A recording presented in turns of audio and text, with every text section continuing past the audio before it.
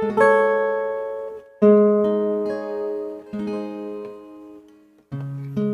mấy lúc ta được ngồi lại bên nhau để nói em nghe những câu chuyện từng làm cho anh đau. Cố cắn đôi môi để kể lý do tại sao như thế này.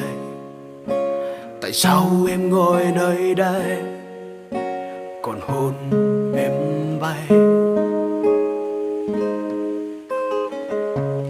Thế giới bê thôi không to được bằng đôi mắt em. Đừng khóc em ơi, hãy để lên vai này anh gánh vác thay. Ngày nắng quanh năm chẳng sao, mà ngày mưa chỉ một ngày.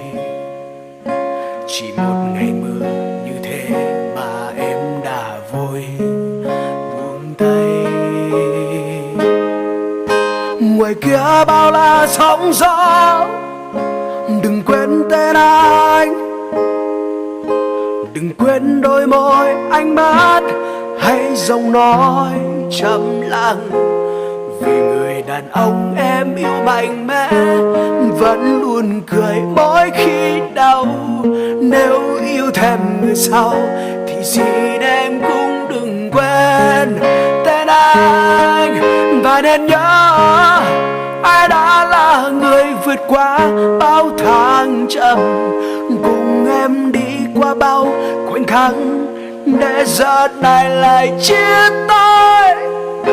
Đâu đó phía cuối con đường kia, cứ mỗi đêm trời khuya nước mắt tuôn dài hoài.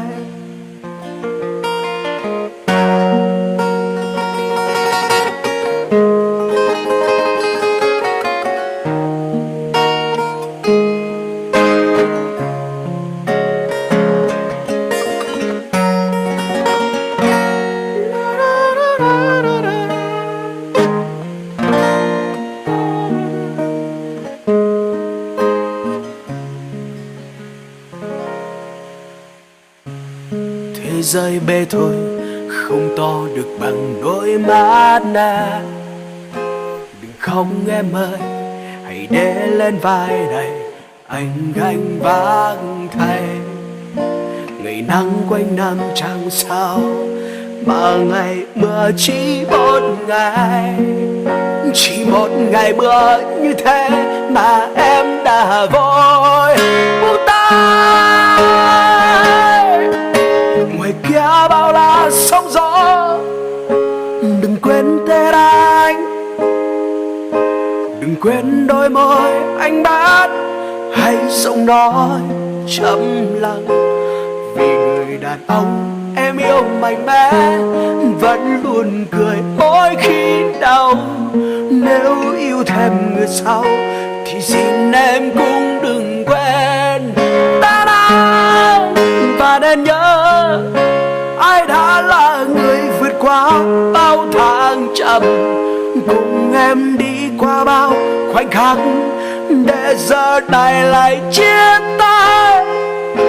Đâu đó phía cuối con đường kia, cứ mỗi đêm trời khuya nước mắt tuôn dài hoài.